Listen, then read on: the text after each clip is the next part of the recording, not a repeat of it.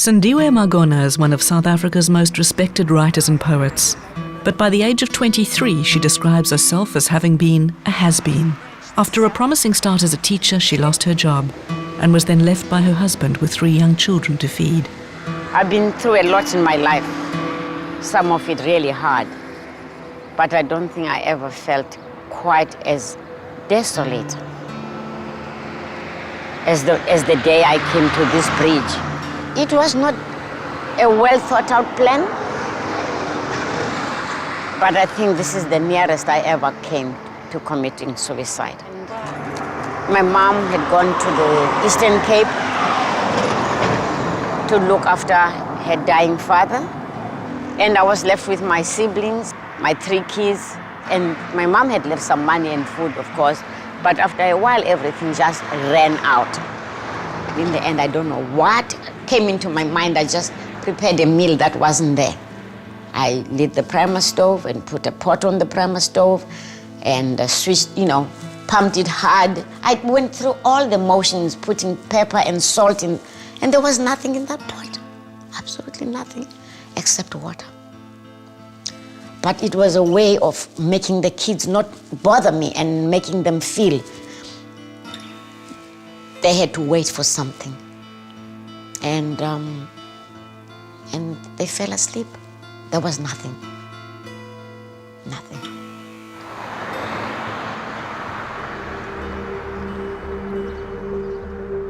I was the hope of the family. I was the one who got an education. I had the teacher's diploma and my 2 parents, who, if you add all the years they were in school, you don't need all the fingers on your hands. They had always fed us. And there I was in my 20s. And what I had done in 6 years after leaving school, I had 3 kids and nothing else. I never forgot that sense of utter failure, that sense of just being a has-been. Your life is over and you're only 23.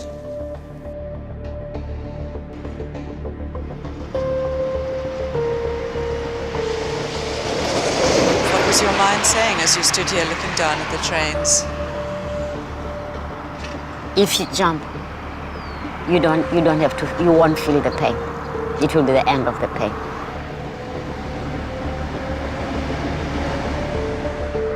And when you were on that bridge and looking down at those trains, something stopped you, turned you around.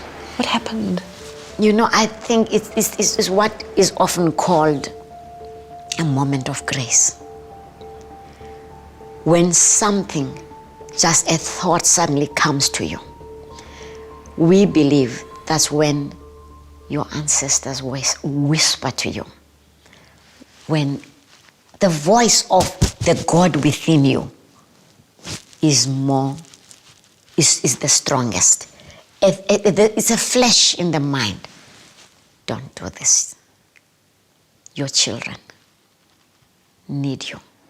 When she took that leap of faith, I'm sure she had a vision of us all through her eyes. How can she leave us? Her 3 children, my mother, and us, her siblings.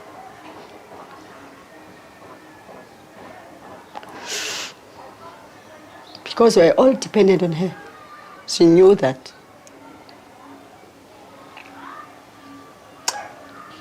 If she was going to leave my mother with us only, then we wouldn't be here now. We wouldn't be sitting here now. She chose life so that we can all have life.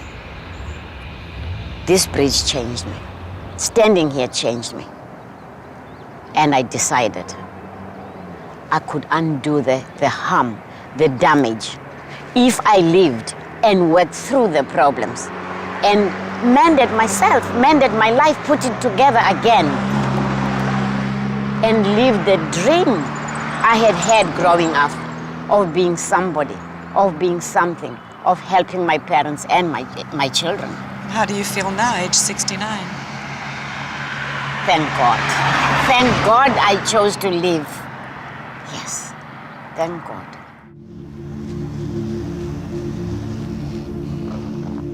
On my way back, I remembered something my father said to me when we were children, that God's house is always open. I hadn't been to church for a long time. I went in there, just sat. And then eventually I fell on my knees. I just fell on my knees and asked God for strength and guidance. And I knew, even as I left that church, that God was with me. God had not abandoned me. I had abandoned God.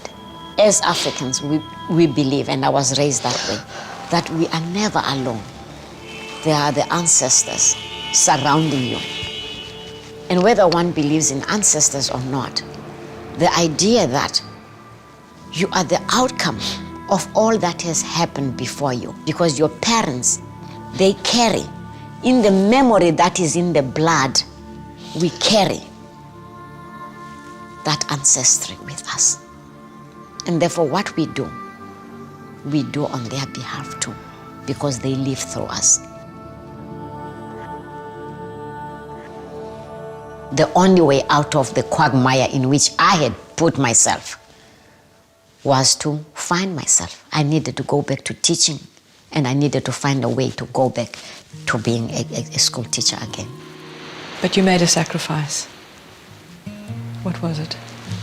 I was studying, I was mothering, I was working full time. And I realized that I could not cope with the two of them, the younger ones. So what did you do? I wrote to a woman I had never met, their paternal grandmother, and asked her if she would mind looking after her grandchildren. What I admire with her, because perhaps if it was me, I would have said they won't even get my children because, we are divorced and he didn't support the children. But, she was beyond that. Beyond that, she realized that if I bring up my children here, they will be better children. It was a huge step to send your children to your mother-in-law. You had to trust so much in that. Well, it was not what I had planned, but given my circumstance at that, I knew this was something I had to do. By child-minding being taken away from me, I was now free to study, and I pursued my studies with gusto.